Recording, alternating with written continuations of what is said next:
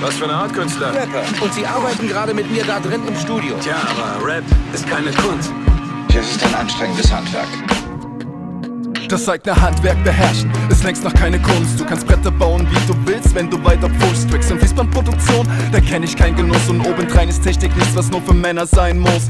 Red nicht von Ehrenmann, oder willst du Phrasen dreschen? Viele strengen sich an und ernten dann, weil sie ackern möchten, mich stetig durch ihr Tun. Sie kennen auch ihr Werkzeug, versteckst du dich hinter Kunst? Hast du etwas auf dem Kerbholz? Immer fleißig an Texte fallen, bis sie sich in Gehirne bohren. Oder doch die Sätze einfach simpel immer wiederholen. Laute Nerven sägen, die ihren Taubenlärm vertreten.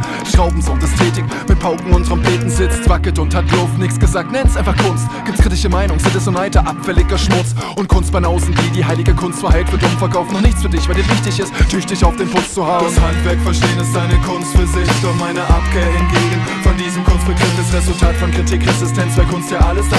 Hammerspare ist dein Werkzeug, du bist Handwerker. Das Handwerk verstehen ist eine Kunst für sich, doch meine Abkehr hingegen von diesem Kunstbegriff ist Resultat von Kritikresistenz, weil Kunst ja alles da. Doch die Sprache ist dein Werkzeug, du bist Handwerker. Deine Kunst ist Handwerk, Reime und Flow, Werkzeug, doch kurz verständlich. Mein Kunstverständnis gleicht deinem Joseph Beuys. Wir sind alle KünstlerInnen, Gedanken fassen und formen, Zeug von Kreativität, was zu erschaffen. Bin manchmal nur so enttäuscht, denn was macht die Kunst? Eine Frage, die Dialog eröffnet, das große Ganze widerspiegelt davon, die ganz losgelöst ist. Kunst erzeugt Reaktion und im besten Fall Kritik. Ich seh's als Kommunikation mit Gesellschaft und mit sich. Was hält dich da zurück? Ich will Kunst anerkennen, doch wenn sie gesellschaftliche Bedeutung verneint, nur plump Handwerk nennen. Ein Handwerk ist die Fähigkeit, ein Produkt fertigzustellen, doch Kunst wert ohne Ende aufgrund der Prozesse in Menschen. Das Feedback und Kritik, Werke wertvoller werden lässt, hab ich immer wieder gelernt. Bestärkte den Perfektionist, sowie den Drang nach Austausch. Ich hege den Wunsch, solange schärfe ich mein Handwerk nach allen Regeln der Kunst. Das Handwerk verstehen ist eine Kunst für sich, doch meine Abkehr hingegen von diesem Kunstbegriff ist Resultat von Kritikresistenz, weil Kunst ja alles hat. Hammerspare ist dein Werkzeug,